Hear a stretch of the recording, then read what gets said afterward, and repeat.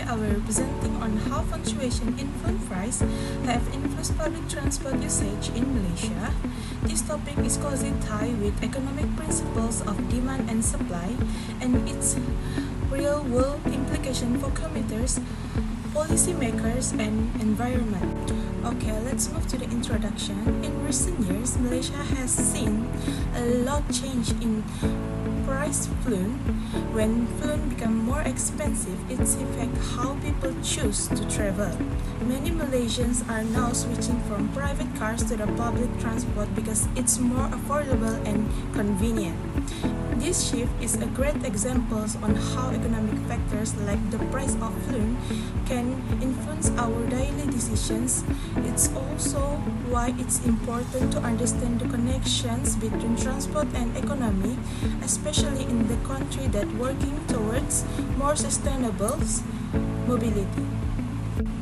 Next, for the real-world case study, let's look at the real example in Malaysia in 2023. Panasara Malaysia Berhad reported an average of 1.1 million people using public transport every day.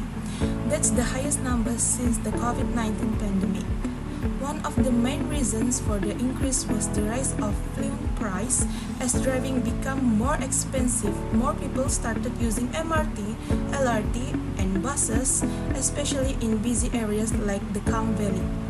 These situations, how real-life situations like fuel price hike can directly influence how people travel.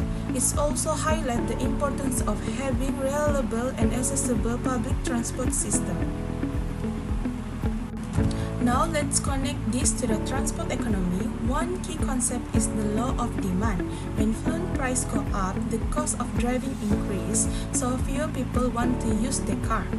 At the same time, we see the substitution effect. This means people start looking for a cheaper alternative like public transport. That's exactly what's happening in Malaysia. This theory helps explain why public transport ridership has gone up. It's not just about convenience, it's also about how people respond to change in cost. So how did the government and transport companies respond to this shift? In the short term, they increased the frequency of MRT and LRT service to handle the growing numbers of passengers. This helped reduce waiting times and made public transport more convenient. For the long term, they are investing in bigger projects like the MRT 3 line and expanding bus networks to reach more areas.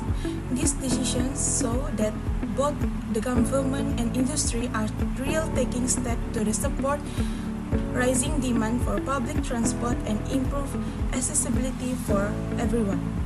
Now let's look at the short and long-term impact of this shift to the public transport. In the short term, we have seen more people using public transport, especially in cities. This helps reduce traffic jam, lower fuel use, and give commuters some financial relief during times of high fuel price. In the long term, this trend could lead to more sustainability cities with fewer cars on the road. We can cut down on carbon emissions and improve air quality. Plus, better public transport can boost the economy by improving access to a job and service. So, overall, the impact isn't just about saving money, it's also about creating a better and generate future. Next, in my opinion, the increase in public transport usage is a really positive change for Malaysia. It shows that people are willing to adapt when prices go up and they are open to using more affordable and eco-friendly options. But for this shift to last, the government needs to keep improving public transport and making it more reliable, comfortable, and accessible. If not, people might go back to using their cars once fuel price drop again. So this is a great chance for Malaysia to build a stronger, more sustainable transport system for the future. To work up, We have seen how rising fuel price in Malaysia has led to a clear increasing in public transport usage. This change is supported by economic theories like the law of demand and the substitution effect. The government and transport operators have responded with both short-term improvement and long-term investment to support this shift. Overall, this case shows how economic factors can influence our daily choice and highlight the importance of planning for the more sustainability and efficient transport system. These are my references that I include in these slides about this case study.